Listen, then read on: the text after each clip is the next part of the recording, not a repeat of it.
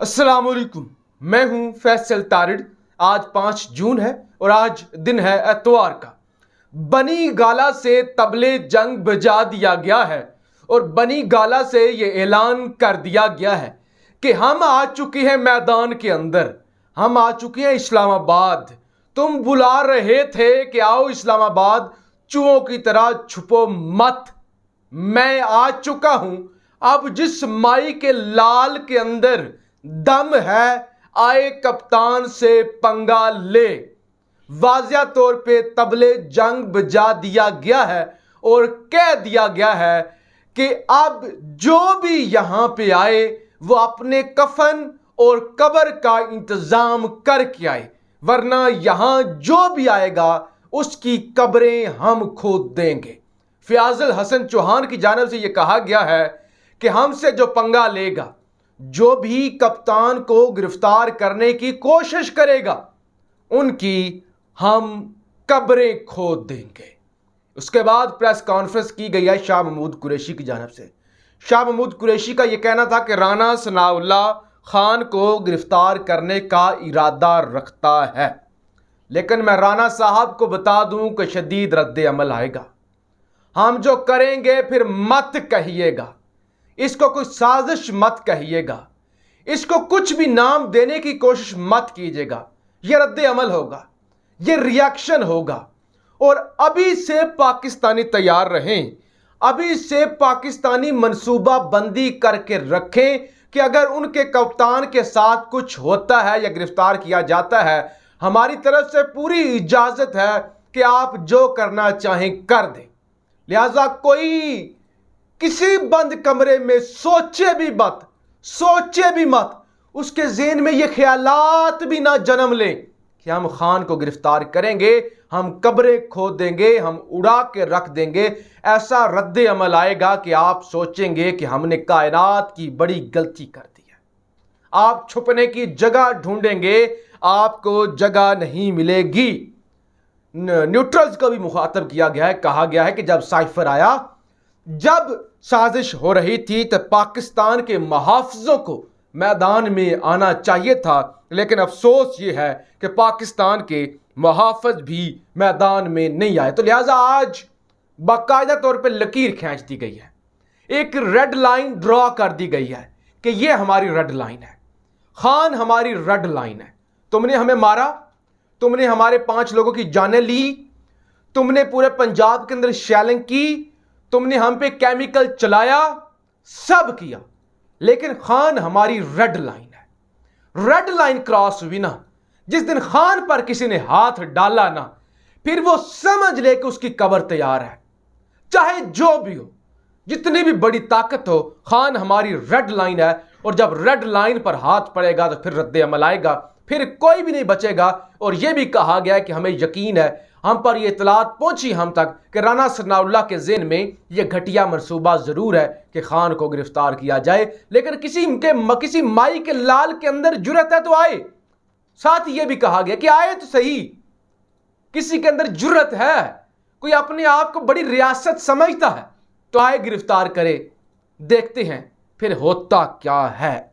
लिहाजा आज वाज़िया तौर पर धमकी दे दी गई है कि हम आ चुके हैं। यह भी कहा गया है कि हम बनी गाला आ चुके हैं, हम मैदान में खड़े हैं, तुम्हारी हुकूमतें हैं, तुम्हारे पास ताकतें हैं, हम मैदान में खड़े हैं, आओ लड़ो, हमारे साथ करो हमारा मुकाबला, जो कर सकते हो करो।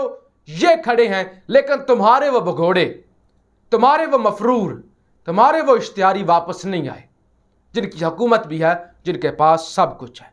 अब जरा मुस्लिम लीग नवाज की जो बड़ी विकेट गिरी है, उस हवाले से मैं आपको बता दूं, बड़ी दिलचस्प खबर है। मुस्लिम लीग नवाज के साबिक एमएन है पीर इकबाल शाह साहब। पीर इकबाल शाह का ताल्लुक लोधरा से है, ये पीटीआई में शामिल हो गए हैं। यह बहुत बड़ी खबर है।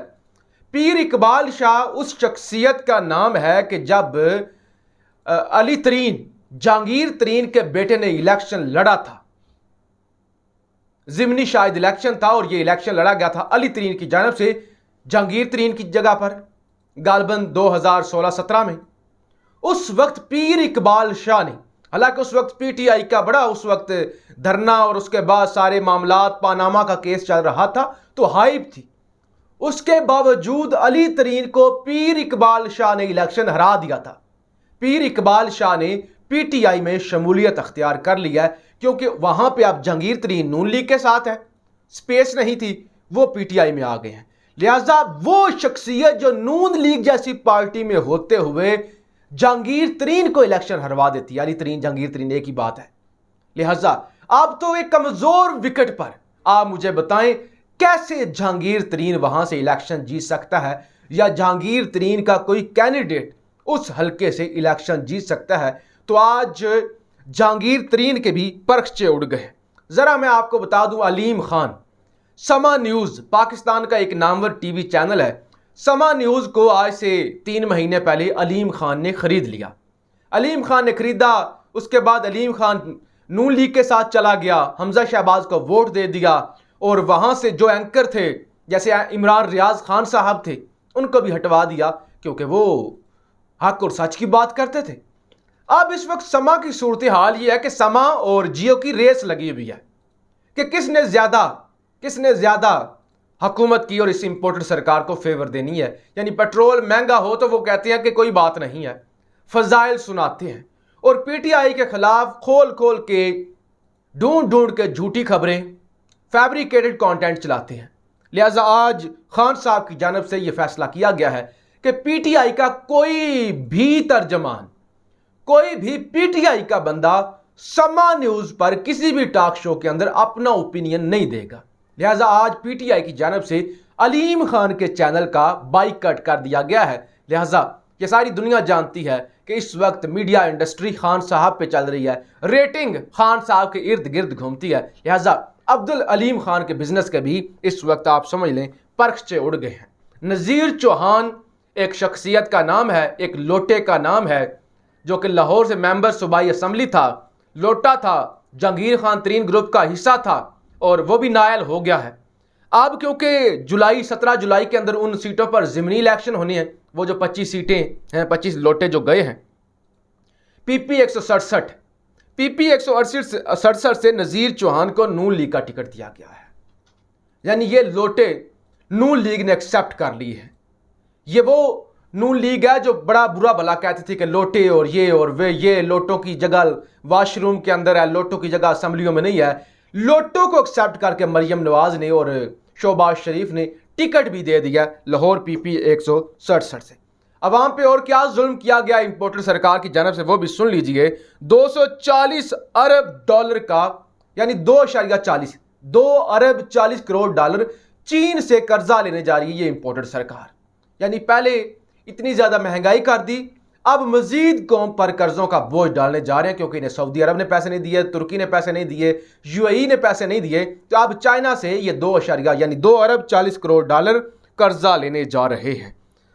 एक तो इलेक्शन कमीशन जो है वो सारी हर तरह से रिगिंग कर रहा है, हर तरह से वोटों को इधर उधर कर रहा है। तो लिहाजा आज पीटीआई की जानब से यह भी पैगाम दिया गया है कि 8300 यानी 8300 पर मैसेज करें, अपना CNIC नंबर लिख के, CNIC नंबर यानी शनाख्ती कार्ड नंबर लिख के, ताकि आपको पता चले कि आप जहां रहते हैं आपका वोट इधर उधर तो नहीं हुआ, सही जगह पे है। तो उस हवाले से भी आप ताकि एक्शन ले सके, उसको दुरुस्त करवा सकें, वो भी चेक करें।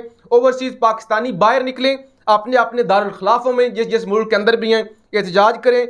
ऐसा कंटेंट हम उन्हें तैयार करके देंगे। पीटीआई का ये कहना है खान साहब का कि वो अपने जो वहाँ पे नुमाइंदे हैं मुख्तलिफ ममालिक के, उनको दिखाएं कि हुआ क्या है खान के साथ, पाकिस्तान के अंदर किस तरह की जमहूरियत है। मुकदमात वो पुलिस वाले जिन्होंने 25 मई को जुल्म किया, लोगों को मारा, तमाम तंजीमों से ये कहा गया है कि हर एक शहर, हर एक गांव का जो भी पुलिस वाला है जिसकी आपको शनाख्त है, उनका हमें बताएं, हम उन पुलिस वालों के खिलाफ मुकदमात चलाएंगे। तो लिहाजा ये अब तक की सूरत हाल है। यानी जो मैंने आपको बताया है कि उड़ा कर रख दिया है, भरपूर तरीके से, अग्रेसिव तरीके से खान ने जंग लड़ने का फैसला कर लिया है और इंपोर्टेड भीख मांग रहा है, मेरे साथ मुज़ाकरात करो, मेरे साथ मुज़ाकरात करो, खुदा के लिए मुज़ाकरात करो। अपनी राय का इजहार ज़रूर कीजिएगा। पाकिस्तान जिंदाबाद।